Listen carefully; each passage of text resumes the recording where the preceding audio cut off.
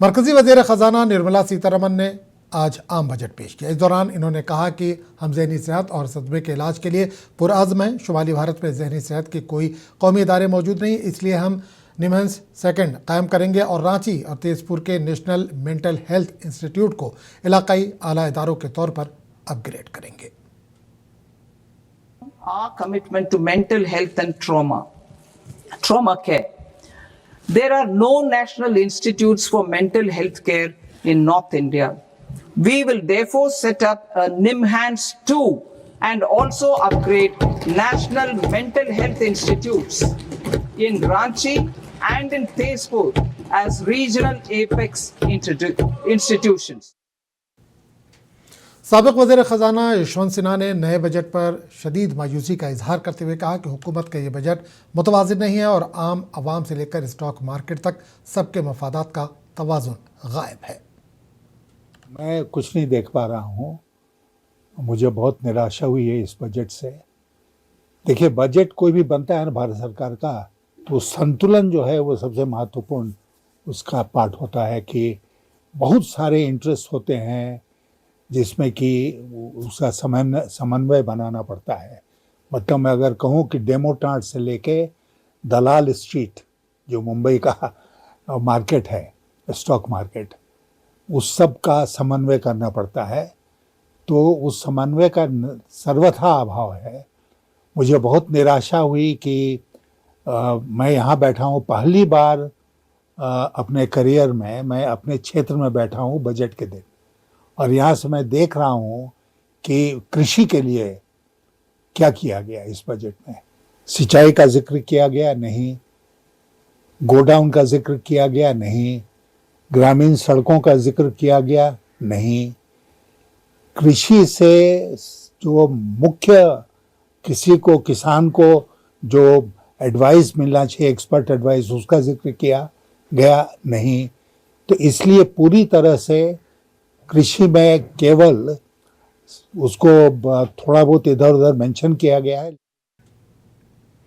Senior Congress रहनुमा राजेश ठाकुर ने union budget की सख्त तनकीद की और इसे झूठा करार देते हुए कहा कि यह आम शहरियों, नौजवानों और किसानों के मफाद में नाकाम रहा है।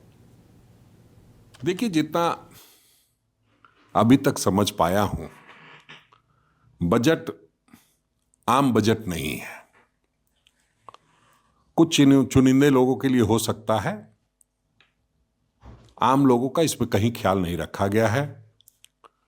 जो बजट में पहले हम देखते आए हैं कि सबसे पहले अगर आम आदमी को राहत देनी हो तो बजट में इनकम टैक्स के स्लैब में छूट दी जाती है, वो कहीं नहीं दिखाई देता है। गैस, पेट्रोल, डीजल के टैक्स में कोई कमी की जाती है तो वो भी नहीं दिखाई देता है। इसका मतलब ये है कि आम आदमी को महंगाई से राहत नहीं मिलेगी, तो इसलिए वो आम बजट नहीं है। मनरेगा की बात करें तो मनरेगा में बहुत बड़ी बड़ी बातें की गई है और उन्होंने 40% का बोझ जो है, खर्च का बोझ, राज्यों पर डाला है। जो पहले 14वें, 15वें और 16वें फाइनल। और झारखंड के leader of opposition Babulal Marandi का कहना है कि बजट में नौजवानों, ख्वातीन और किसानों पर खास तवज्जो दी गई है और ये तरक्की याफ्ता भारत की समत अहम इक़दाम की अक्कासी करता है।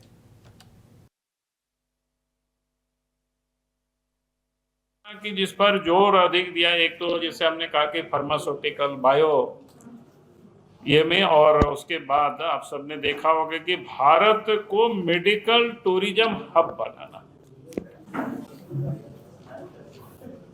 तो ये झारखंड सरकार भी इसका लाभ ले सकती है। झारखंड की आबो हवा बहुत ही अच्छी है, प्राकृतिक सुंदरता भी है, तो उसके लिए क्या है कि अच्छे अच्छे अस्पतालों को ठीक करना, अच्छे रख रखाव हो, अच्छे उनके ट्रीटमेंट हो। फिर हमारे यहाँ कुशल मजदूर भी है, यहाँ पर हमारे ट्राइबल बच्चियां हैं, उसको आप नर्स की ट्रेनिंग दीजिए, बढ़िया से सेवा का काम कर सकते हैं। यानी अच्छा एक टूरिज्म, मेडिकल टूरिज्म की जो बातें हुई था, उसमें से सरकार, झारखंड सरकार भी उसका लाभ ले सकती है और आसानी से। फिर प्रत्येक जिला में आप सबने देखा कि वे लड़कियों के लिए हॉस्टल बनाना, वास्तव में लड़कियों को कितनी दिक्कतें होती थी। और जिनके पास पैसा है वो तो प्राइवेट मकानों में भाड़े लेकर के रह लेते हैं, लेकिन जो गरीब जमशेदपुर में पंचम रियासती मालियाती कमीशन के चेयरमैन अमरेंद्र प्रताप सिंह ने जिला परिषद दफ्तर में जिला परिषद अराकीन के साथ अहम मीटिंग की। इजलास में जिला कलेक्टर करण सत्यार्थी, जिला परिषद चेयरमैन बारी मुर्मू, नायब चेयरमैन पंकज सिन्हा समेत तमाम अराकीन मौजूद रहे। इस मौके पर कमीशन के चेयरमैन ने मनसूबा और माली मामला से मुतालिक तफसीली जानकारी हासिल की और मुतल्लिका अफसरान को ज़रूरी हिदायत भी जारी की।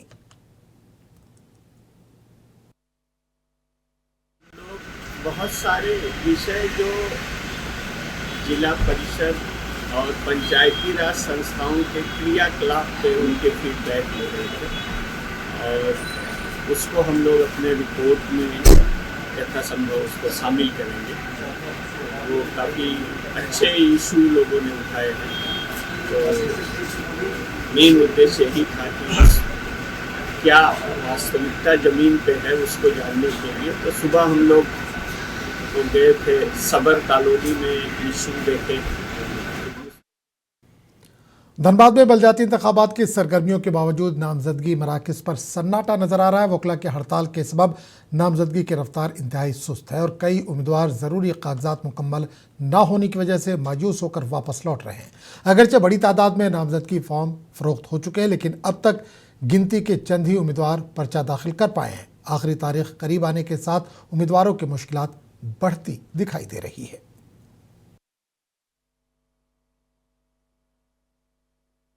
यहाँ पर आए हुए हैं मेयर का पद पर। मेयर का चुनाव हम लड़ने आए हैं कि कम से कम जनता को सेवा करे अच्छा से। इसलिए देखिए ना, यहाँ पर ऐसा हो गया कि वकील लोग हड़ताल किए हुए हैं, इसीलिए हाफिज जो होता है वो नहीं बन पा रहा है। और इसीलिए हम लोग इतना 4 दिन से फार्म लेकर के इधर इधर दौड़ रहे हैं, लेकिन अभी तक कुछ फैसला हो ही नहीं रहा। वकील साहब कर ही नहीं रहा है। सब लोग क्या करें अब, इसका तो हम लोग बहुत।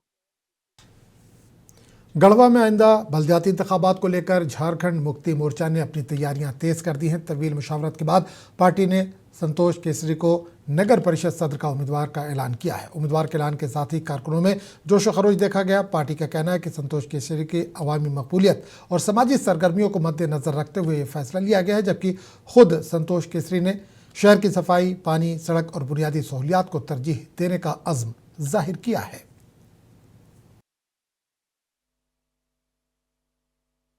तो खुशी की बात है कि नगर निकाय का चुनाव का लोकतंत्र का एक महापर्व शुरू होने जा रहा है, जिसका मैं नामांकन 4 तारीख को करने जा रहा हूं। मैं अपने गढ़वा वासियों से, सारे नगर वासियों से अपील करूंगा, सभी माताएं, बहनें, अभिभावकगण, हमारे मित्रगण, सभी लोगों से आह्वान करूंगा कि वो 4 तारीख को माँ तारा मंडपम से 11 बजे दिन में हमारा नॉमिनेशन के लिए सारे लोग चलेंगे।